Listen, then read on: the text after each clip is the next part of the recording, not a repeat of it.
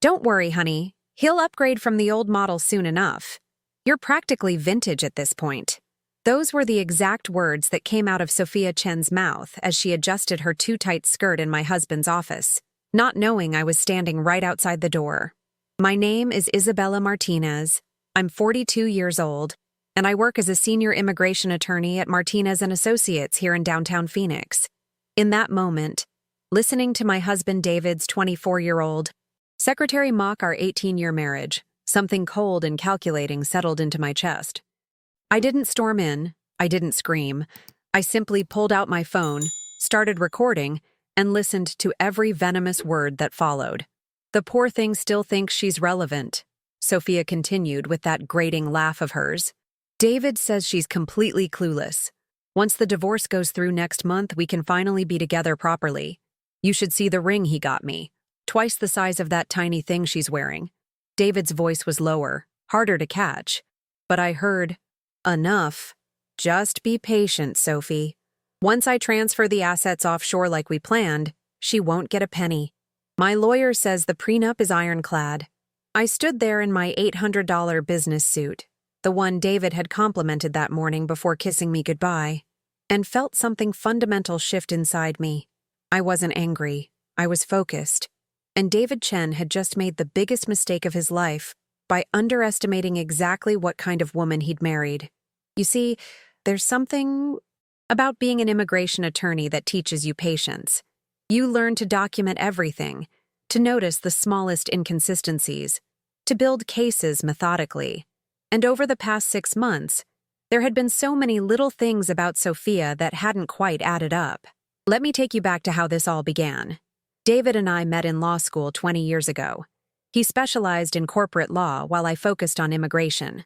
We built our careers together, his at Henderson, Morrison, and Walsh, one of Phoenix's most prestigious firms, and mine at my own practice specializing in corporate immigration issues. We were the power couple everyone envied. No kids by choice, but plenty of shared dreams about traveling the world and building our empire together. Sophia Chen had started as David's secretary 8 months ago, right after his previous assistant, Mrs. Rodriguez, retired. She came with glowing recommendations and a story about being a recent graduate from ASU. Young, beautiful, and eager to work. David had been immediately impressed by her dedication to staying late and helping with special projects. I should have seen the signs earlier. The way she looked at me with barely concealed smugness during the company Christmas party. How she always seemed to know details about David's schedule that he hadn't mentioned to me. The expensive handbag she carried that cost more than most secretaries make in a month. The way she avoided talking about her background whenever I tried to make polite conversation. But I was busy. We were both busy. Our marriage had settled into that comfortable routine that 18 years together creates. Morning coffee, quick kisses goodbye, text updates throughout the day, dinner conversations about work, weekend errands, and quiet evenings at home. I thought we were happy. I thought we were solid. The first crack appeared 3 months ago when I found a receipt for jewelry in David's jacket pocket. A $12,000 necklace from Cartier that I'd never seen. When I asked about it, he claimed it was for a client's wife, some kind of thank you gift for landing a major account. It seemed excessive, but David's firm regularly dealt with high net worth individuals, so I filed it away as odd, but not alarming. Then came the business trips that seemed to multiply suddenly. David had always traveled for work, but never with such frequency or to such exotic locations.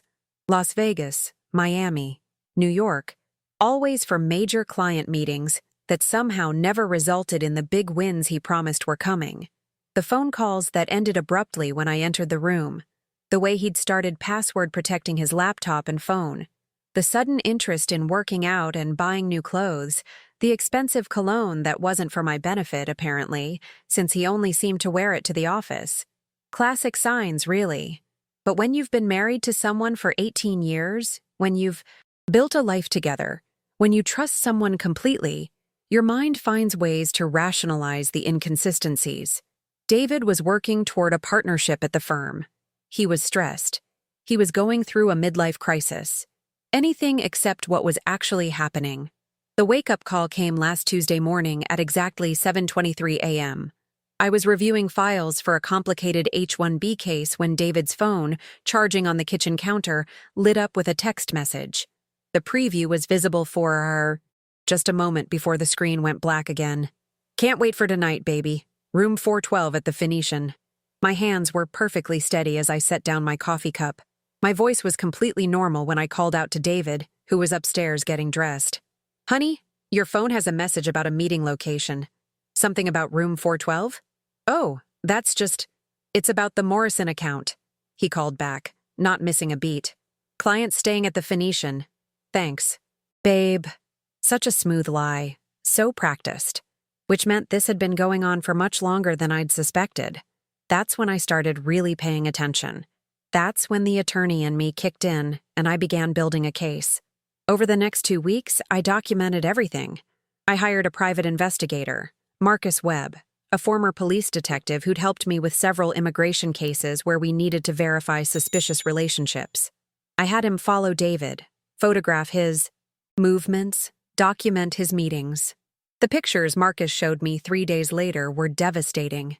David and Sophia holding hands at restaurants across town, kissing in parking garages, entering hotel rooms together. But what really caught my attention was a detail most people would have missed. In several photos, Sophia was carrying different expensive purses, wearing jewelry that cost more than her salary should have allowed, driving a BMW that wasn't registered to her name according to Marcus's search. "There's something else," Marcus said during our meeting at a small cafe 20 minutes from my office. "I did some digging into her background like you asked. Sophia Chen's story doesn't add up." He slid a folder across the table.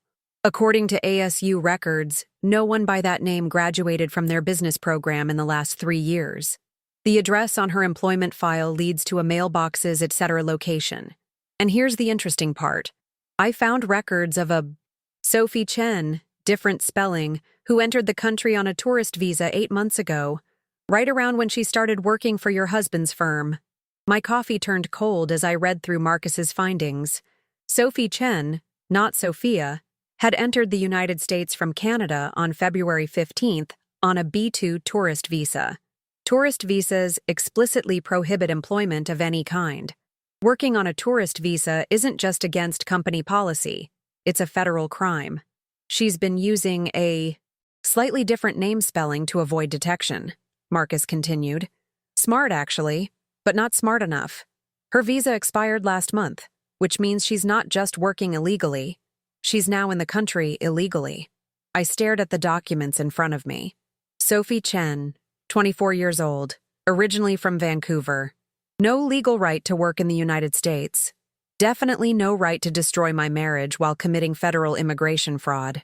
"There's more," Marcus said quietly. "I followed the money trail on those expensive purchases.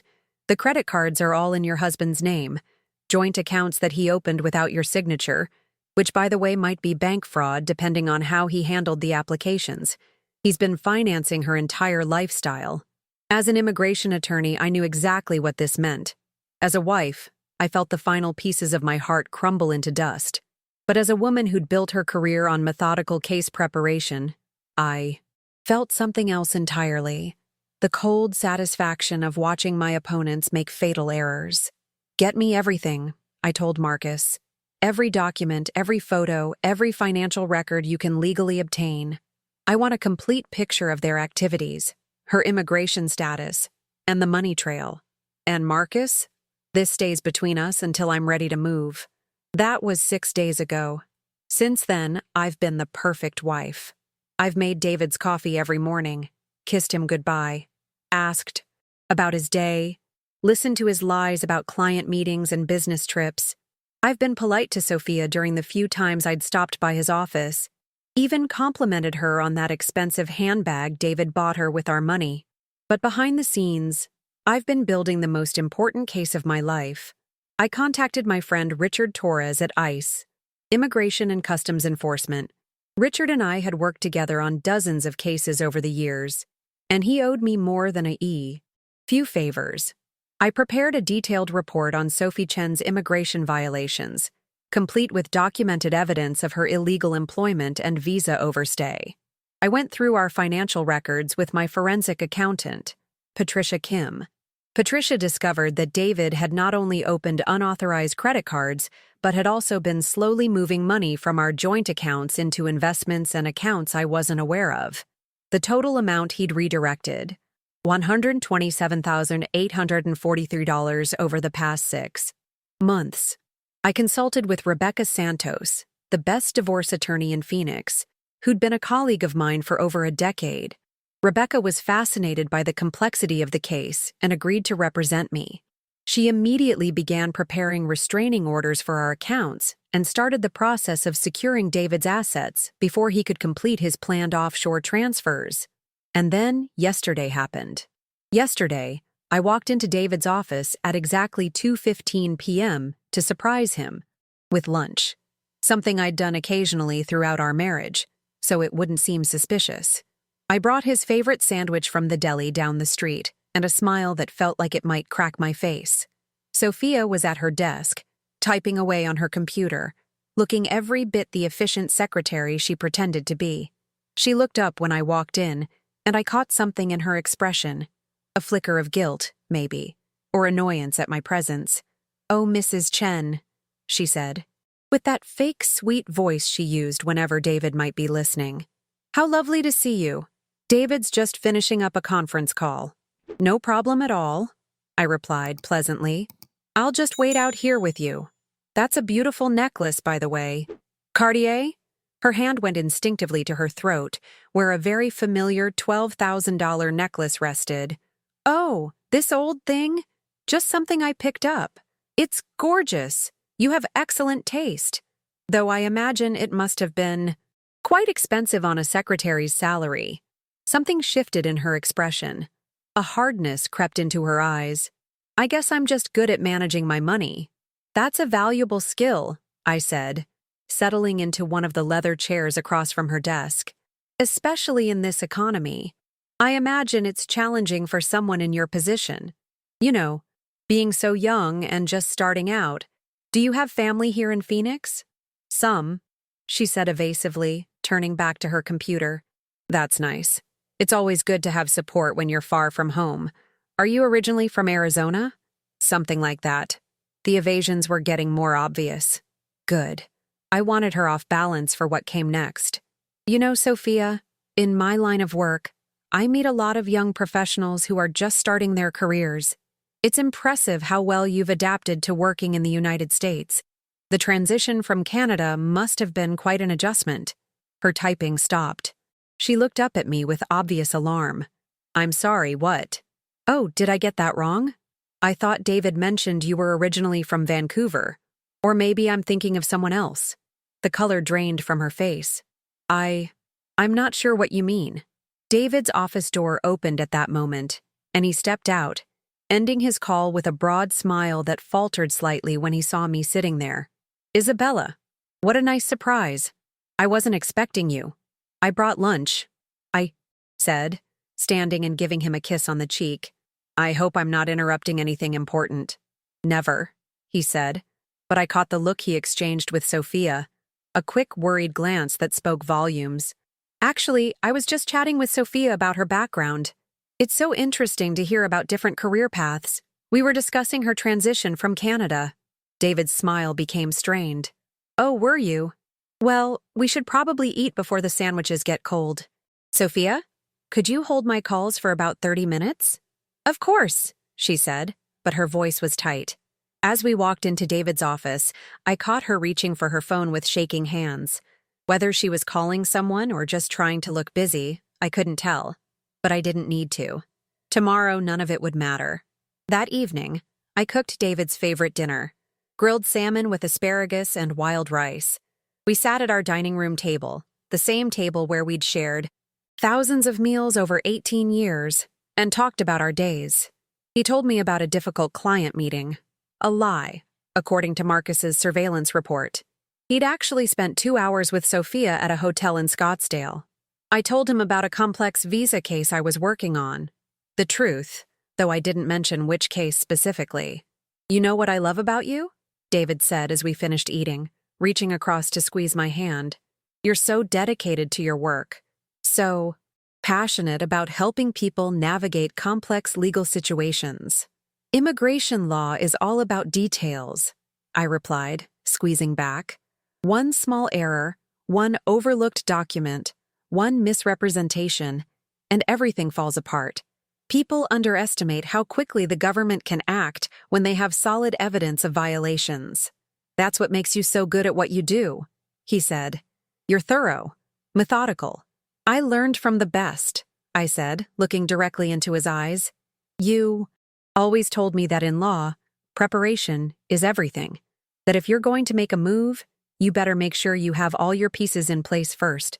"Exactly," he said, completely missing the irony. "It's all about timing and having the right strategy."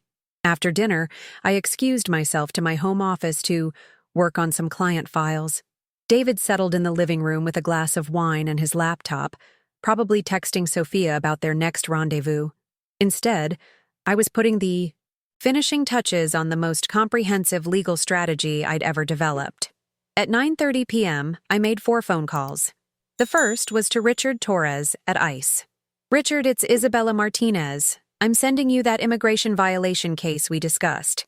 The subject is currently at her residence. I'm texting you the address now. She's violated her tourist visa by engaging in unauthorized employment and has overstayed her legal presence in the country. All documentation is being emailed to you as we speak." The second call was to Rebecca Santos. "Rebecca, we're filing tomorrow morning. I want restraining orders on all accounts, and I want David served at his office at exactly 10 a.m.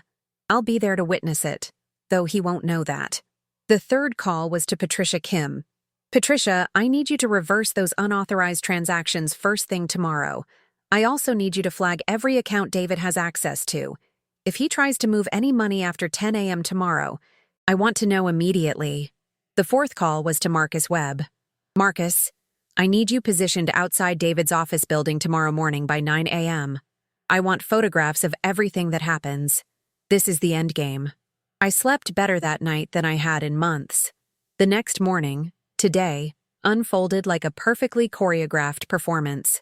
At 6 a.m., ICE agents knocked on Sophie Chen's apartment door. According to Richard's text, she was taken into custody without incident. Her deportation hearing was expedited due to the clear-cut nature of her violations. When you're working illegally on an expired tourist visa, there's not much room for legal maneuvering.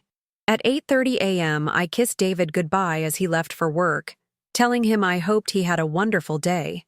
He seemed distracted, probably wondering why Sophia hadn't responded to his good morning texts. At 9:45 a.m., I positioned myself in the coffee shop across the street from David's office building, with a clear view of the entrance. Marcus was already in place, camera ready. At exactly 10 a.m., Rebecca Santos and a process server walked into Henderson, Morrison, and Walsh to serve David with divorce papers and temporary restraining orders freezing our accounts. At 10:03 a.m., according to Marcus's timestamp, David burst out of his office building, phone pressed to his ear, trying desperately to reach Sophia. At 10:15 a.m., David's phone finally connected to someone, probably the detention center where Sophia was being held. The conversation lasted exactly 47 seconds before David threw his phone down on the sidewalk so hard it shattered. That's when I walked across the street. David was standing there in his expensive suit, surrounded by pieces of his phone, looking like a man whose entire world had just collapsed in the span of 15 minutes. Which, to be fair, it had. "Hello, David," I said calmly. He spun around, and the look on his face was everything I'd hoped for. Shock, fear, and the dawning realization that he'd been completely outplayed. "Isabella, what? How did I, what? Discover that you've been having an affair with your secretary who's been working in this country illegally? Find out about the $127,843 you've stolen from our joint accounts? Learn about your plan to hide assets offshore before divorcing me?" His mouth opened and closed without sound. "Let me save you some time," I continued. Sophia, by the way, was arrested by ICE agents this morning for immigration violations. She's already been processed for immediate deportation, Her flight back to Vancouver leaves in about 6 hours. You can't. She didn't. This is what happens when you underestimate your opponent, I said. Did you really think I wouldn't notice? I'm an immigration attorney, David. I've spent 20 years learning how to spot people who are lying about their status, their relationships, their intentions. But how did you know about the money? About the accounts? I had to admire his priorities. His girlfriend had just been deported, I'd served him with divorce papers, and he was worried about the money. A forensic accountant, David. Something you might have considered before committing what amounts to financial fraud. Every transaction is documented. Every unauthorized account opening is recorded. Every penny you tried to steal has been traced. David looked around desperately, as if searching for an escape route. Isabella, please. We can work this out. It's not what you think. Sophia was just what? A woman who called me the old model and said you'd be upgrading soon? A woman who laughed about how clueless I was while you two planned to steal my assets and leave me with nothing? His face went white. You heard that? I recorded it, along with several other conversations. Did you know that Arizona is a one-party consent state? That means I can legally record any conversation I'm a party to, including conversations I overhear while standing in public areas, like hallways outside office doors. The pieces were finally clicking together in his mind. I could see him realizing just how thoroughly he'd been caught. Let me explain how this works, I continued, my voice as professional as if I were addressing a judge. Your girlfriend is currently on a plane back to Canada, where she'll be banned from entering the United States for at least 10 years due to her immigration violations. The jewelry and gifts you bought her with our money have been seized as evidence. The unauthorized accounts you opened have been frozen and flagged for investigation by both our divorce attorney and potentially federal prosecutors. Federal prosecutors? Oh, yes. When you forge signatures on financial applications or move money without proper authorization, that's not just a civil matter. Anymore. That's criminal fraud. David's legs seemed to give out. He sank down onto a nearby bench, head in his hands. Why? He asked. Why destroy everything? We could have handled this quietly, civilly. I stared at him in amazement. You mean the way you handled it? By planning to steal my assets and leave me with nothing while mocking me with your girlfriend? By spending months lying to my face while robbing our joint accounts? It wasn't supposed to happen like this. No, David. It wasn't supposed to happen at all. You were supposed to be my husband, my partner, the man I trusted with everything. I pulled out a manila envelope and handed it to him. These are copies of all the evidence. Financial records, photographs, recordings, immigration documents. Your attorney will need them. What happens now? Now you face the consequences of your choices. The divorce will proceed, and you'll be held accountable for every penny you took. Sophia is gone and won't be coming back. Your firm will likely terminate you once they learn you've been complicit in employing someone illegally. It opens them up to massive liability. I turned to walk away, then stopped and looked back at him. Oh, and David, next time you want to upgrade from someone, make sure your girlfriend isn't committing federal crimes. It makes the whole process so much messier. As I walked back to my car, I heard him calling my name, trying to get me to come back, to talk, to negotiate. But I was done talking. I was done being the understanding wife who rationalized away the inconsistencies. Marcus met me at my car with a satisfied grin. Got everything on camera. Your attorney's going to love this. Good, I said. Send everything to Rebecca. And Marcus? Thank you. For everything. My pleasure. I've worked a lot of cheating spouse cases, but I've never seen anyone handle it quite like this. Remind me never to get on your bad side. That was 4 hours ago. Since then, my phone has been ringing constantly. David, calling from borrowed phones since he destroyed his own. His attorney, trying to negotiate. His partners at the firm, asking for clarification about Sophia's employment status. I've answered none of them. They can all wait until Rebecca and I are ready to respond officially. Instead, I'm sitting in my office, looking out at the Phoenix skyline, feeling something I haven't felt in months. Peace. Richard called an hour. AGO to confirm that Sophie Chen was on Delta Flight 1247 to Vancouver. Departed on schedule at 3:15 p.m. She's banned from re-entering the United States for a minimum of 10 years, and any future visa applications will be heavily scrutinized given her history of violations. Rebecca called to inform me that David's assets have been successfully frozen and that his desperate attempts to access the offshore accounts he'd set up have been blocked. The forensic accounting shows that our actual marital assets, plus damages for his unauthorized transfers, amount to approximately $2.3 million. David will be lucky to walk away with enough money to rent a studio apartment. Patricia Kim discovered something interesting in David's financial records. He'd been planning this for almost a year. The first unauthorized account was opened 11 months ago, long before Sophia entered the picture, which means either he'd been planning to leave me and just needed the right motivation, or there were other women before Sophia that I never discovered. Honestly, it doesn't matter anymore. What matters is that I trusted my instincts, documented everything, and responded strategically rather than emotionally. My assistant knocked on my office door an hour ago to tell me there was a woman in the lobby asking to speak with me about her husband's secretary who'd been deported. Apparently, word travels fast in certain circles, and I'm about to get very busy with similar cases. Send her up, I told my assistant, and clear my schedule for the rest of the week. I think I'm going to be helping a lot of women who've found themselves in familiar situations. As I sit here now, writing this all down, I keep thinking about something Sophia said in David's office. Don't worry, honey. He'll upgrade from the old model soon enough. She was right about the upgrade, just not in the way she expected. I upgraded from a lying, cheating husband to a single woman with full control over her assets, her future, and her dignity. David downgraded from a successful marriage and partnership to unemployment, financial ruin, and the knowledge that everyone in Phoenix's legal community knows exactly what kind of man he is. And Sophia? Well, she got the ultimate downgrade, from living illegally in luxury to being banned from the country entirely.